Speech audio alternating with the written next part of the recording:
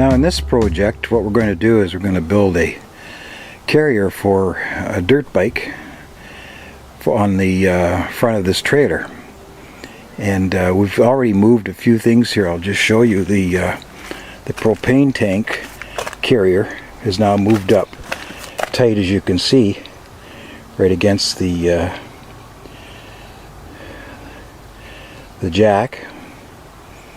And what we needed to do was to give us room here between the tanks and the battery cases.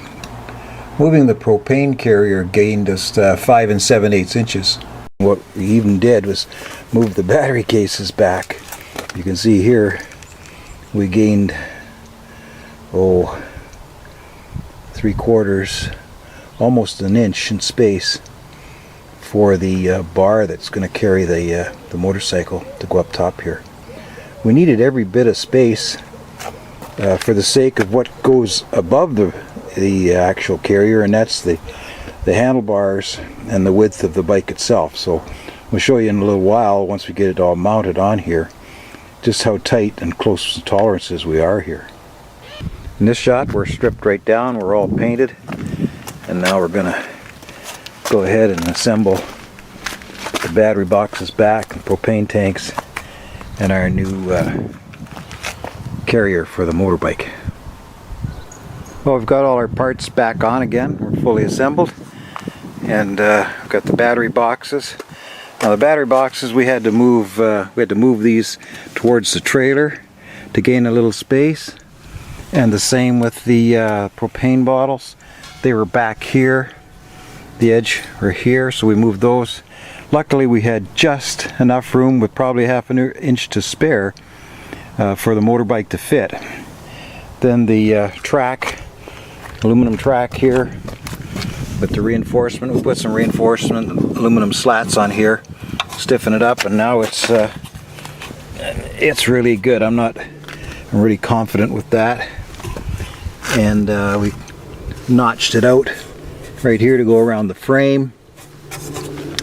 Put in a tire, because the track was quite wide, it's about 6 inches wide, and we only need about 4 inches for the tire. The front tire tended to wobble back and forth when we tied it down, so I put this slat in here, and that keeps the tire straight. And then the bar, the unpainted bar, let me just move around to the other side here. This unpainted bar right here is bolted to the frame of the trailer, comes straight out underneath our track and out here, and the holes in, there's a hole here and there's one here, and that's for the tie downs.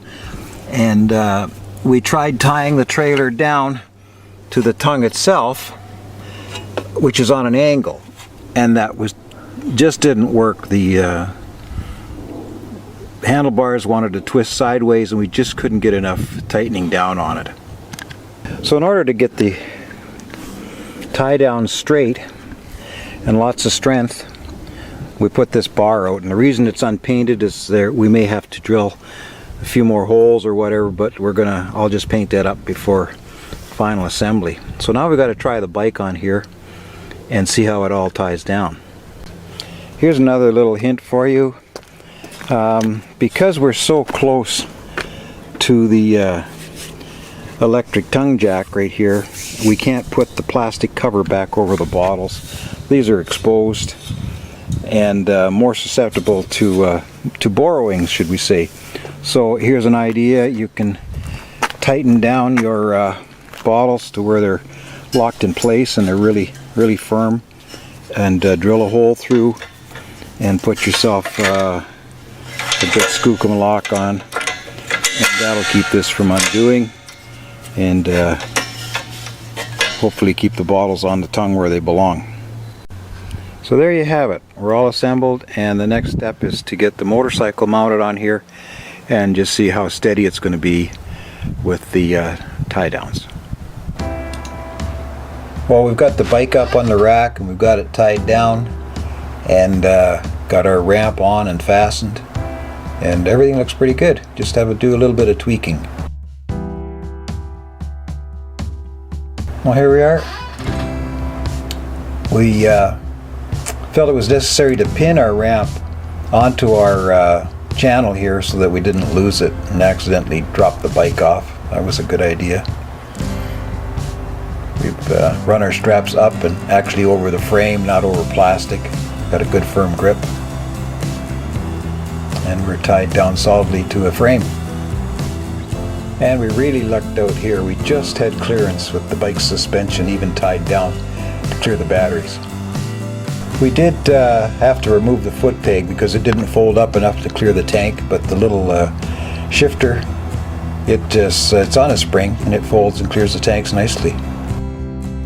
Well, our tie downs worked excellent. The bars that we brought straight out from the trailer kept our steering straight, added some strength. We have our bracket there to keep our wheel from turning, and a little wheel strap to hold it down and keep it from bouncing. And then on the front of the bar we put a piece of scrap stainless steel, and that just acts to keep the front wheel in place. And you can see on the back side here we hook into our straight bar, and that keeps the steering straight. We bumped the trailer a couple of times, put a couple of dents in, so now we're using a ping pong ball, tennis ball, and we since put a little tiny tennis ball on the brake lever end to protect that too.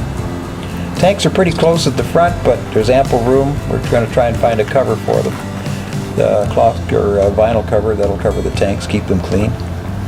And everything just clears, but that's all we need. A half inch is as good as a mile. Well, the kids are getting ready to hook up. This is my daughter-in-law just hooking up the trailer.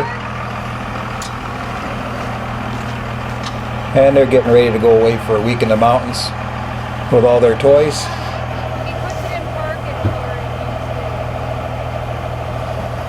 It's quite the rig when you see it going down the road. But they do have a lot of fun, and they've got everything they need to play in the bush.